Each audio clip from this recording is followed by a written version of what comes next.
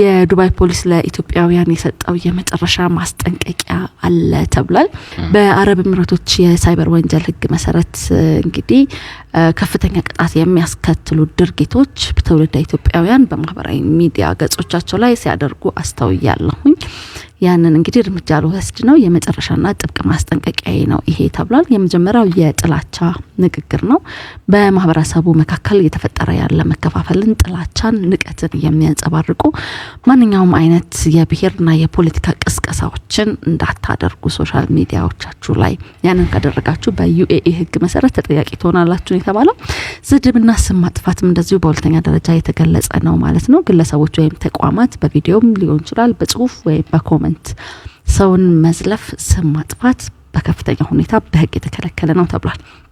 ያለ ፈቃድ መረጃ ማውጣትም እንደዚሁ የግለሰቦችን ግላዊነት የሚነካ ስለሆነ ቪዲዮዎችን፣ ምስሎችን፣ መረጃዎችን ያለ ፈቃድ ካሰራጫችሁ በህግ ቀጣላው ተብሏል። ገንዘብ ማሰባሰብም ያለ መንግስት ፈቃድ በማህበራዊ ሚዲያ በኩል በስምምነት ገንዘብ ማሰባሰብ በኤሚሬትስ ህግ የተከለከለ ስለሆነ ያንንም እንዳታደርጉ ነው የተባለውና የዱባይ ፖሊስና የኢትዮጵያ ቆንስላ ጽሕፈት ቤት በጋራ አንድ መድረክ ላይ የመጨረሻና ጥብቅ ማስጠንቀቂያን ለትውልደ ኢትዮጵያውያን በተለይም በዩኤኢ በዩናይትድ አረብ ኤሚሬትስ ውስጥ የሚኖሩ ትውልደ ኢትዮጵያውያንን ማስጠንቀቂያ ሰጥተዋቸዋል ማለት ነው።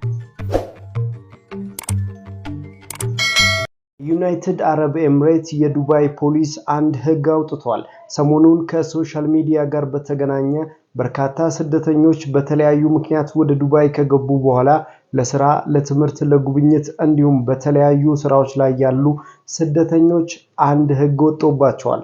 በተለያዩ ሶሻል ሚዲያዎች ላይ ሐሰተኛ ዜናዎችን የሚያሰራጩ እንዲሁም ሃይማኖትን ከሃይማኖት እንዲሁም በሰዎች የሚለምኑ ወይንም በሶሻል ሚዲያ ላይ ለሰዎች እርዳታ እናደርጋለን ብለው ገንዘብ የሚያሰባስቡ እንዲሁም የዘረኝነት ስድቦችን ብሔር ከብሔር የሚያጋጩ አስጸያፊ ስድቦችን በተለያዩ ሶሻል ሚዲያዎች ላይ የሚያደርጉ ግለሰቦችን በተለያዩ የዱባይ ግዛቶች ላይ ይህ ህግ ተግባራዊ ሆኗል ማለት ነው። ስለዚህ በኢትዮጵያ ይህንን ህግ አውቃችሁ በተለያዩ ሶሻል ሚዲያዎች ላይ አስጸያፊ የዘረኝነት ስድቦችን እንዲሁም ደግሞ የተለያዩ ለሰዎች እርዳታ እናደርጋለን በሚሉ የተለያዩ ተቋሞች በሶሻል ሚዲያ ላይ ቢመጡላችሁ የነሱን መቀበል እንደሌለባችሁ ማሳሰብ እንፈልጋለን። በተለይ ኢትዮጵያኖች፣ ኤርትራኖች በዚህ ጉዳይ ላይ ጥንቃቄ ማድረግ ያስፈልጋል።